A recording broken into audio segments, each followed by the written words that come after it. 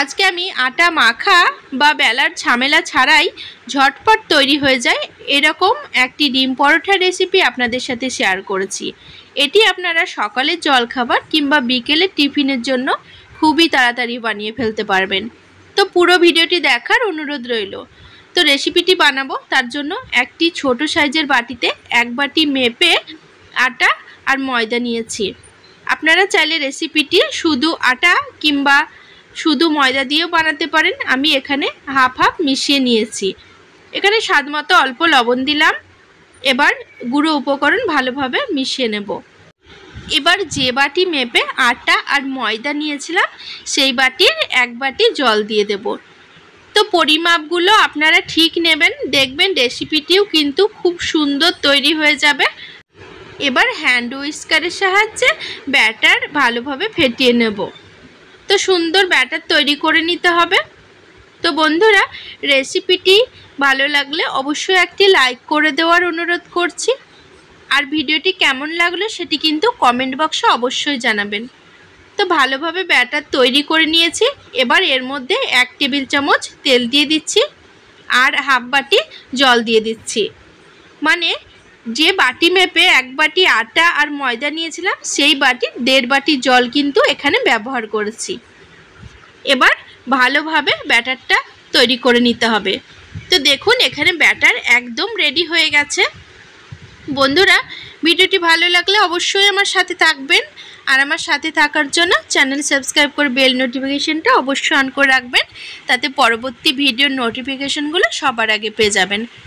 তো ব্যাটারের ঘনত্বটা দেখাচ্ছি আপনাদের। দেখুন খুব বেশি পাতলাও হয়নি, আবার খুব বেশি টাইটও হয়ে যায়নি। এটি কিন্তু পারফেক্ট একটি ব্যাটার তৈরি হয়েছে। এখন এটিকে সাইডে সরিয়ে রাখছি। এদিকে 3টে ডিম নিয়েছি। আমি কিন্তু আমার আন্দাজ মতো 3টে ডিম নিয়েছি। আপনারা কতটা পরিমাণে বানাচ্ছেন সেই আন্দাজ বুঝে ডিমের পরিমাণ বাড়িয়ে কমিয়ে নেবেন। তো একটি বাটি নিয়ে প্রথমেই ডিমগুলোকে এই বাটিতে ভেঙে নেব। বন্ধুরা, এই রেসিপিটি কিন্তু আপনারা স্কুল কলেজের টিফিনের জন্য বানিয়ে দিতে পারেন। বাচ্চারা যদি কোনো কিছু খেতে না চায় সেক্ষেত্রে আপনারা এই রেসিপিটি বানিয়ে দিতে পারেন। দেখবেন বাচ্চারা কিন্তু খুব খুশি হবে। তো ডিম ভেঙে নিয়ে এর মধ্যে স্বাদমতো লবণ আর কালারের জন্য অল্প হলুদ আর এখানে 3টে কাঁচা লঙ্কা কুচি দিয়ে দিচ্ছি আর একটি বড় সাইজের পেঁয়াজ কুচি দিয়ে দিচ্ছি আর একটি ছোট সাইজের টমেটো কুচি দিয়ে দিচ্ছি।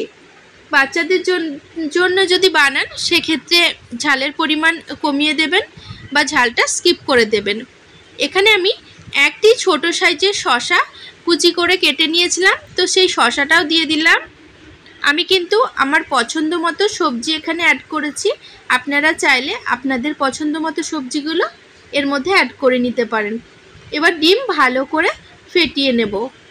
তো বাচ্চারা কিন্তু অনেক সময় সবজিও খেতে চায় না, সেক্ষেত্রে এই রেসিপিটি যদি বানিয়ে দেন তো বাচ্চাদের কিন্তু সবজিটাও খাওয়া হয়ে যাবে। তো ডিমের ঘোল কিন্তু তৈরি করে নিয়েছি। এবার ওভেনের ওপর কড়াই বসিয়ে কড়াই 1 টেবিল চামচ তেল দিলাম। তেল গরম করে নিয়ে 1 হাতা চামচ মতো ব্যাটার দিয়ে এইভাবে হাত দিয়ে বেশ একটু রুটির মতো গোল করে নেব আর চারিদিকে একটু ছড়িয়ে দেব যাতে একটু বড় হয়ে যায়।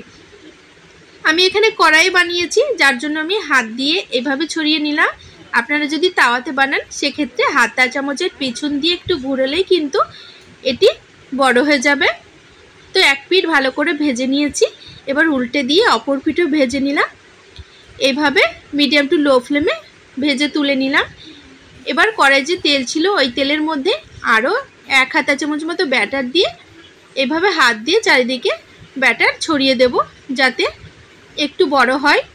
তবে হাত দিয়ে কাজটি করার সময় ওভেনটা একদম লো ফ্লেমে রাখতে হবে, নাহলে হাত কিন্তু পুড়ে যাওয়ার ভয় থেকে যায়। তো এখানে এক পিঠ হয়ে গেছে দেখতে পাচ্ছেন। এবার উল্টে দিচ্ছি, অপর পিঠও ভালো করে ভেজে নেব। একইভাবে সমস্ত পরোটাগুলো কিন্তু আমি ভেজে নিচ্ছি।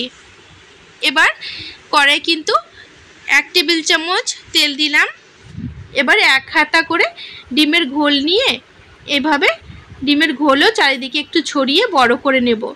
যে সাইজে পরোটাগুলো বানালাম সেই সাইজে বানানোর চেষ্টা করব। তো বন্ধুরা, এই রেসিপিটি কিন্তু ভীষণই সুস্বাদু হয় খেতে। এইভাবে ডিম পরোটা যদি বাচ্চাদের বানিয়ে দেন, বাচ্চারা কিন্তু ভীষণ খুশি হবে। এমনকি বড়দের যদি বানিয়ে দেন, বড়রাও ভীষণ খুশি হবে। তো ডিম কিন্তু এক পিঠ হয়ে গেছিলো। এবার হালকা ওপরটা কাঁচা থাকা অবস্থাতেই একটি পরোটা ডিমের ওপর দিয়ে দিলাম। এবার উল্টে দিচ্ছি। এখন 1 টেবিল চামচ টমেটো সস এর ওপরে দিয়ে দিলাম, দিয়ে চারিদিকে এইভাবে ভালোভাবে মাখিয়ে দিলাম।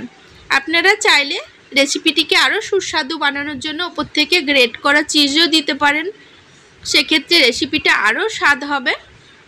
তো এবার পরোটাটা তৈরি হয়ে গেছে, এবার ভাঁজ করে তুলে নিচ্ছি। একইভাবে বাকি পরোটাগুলোও ভেজে নেব।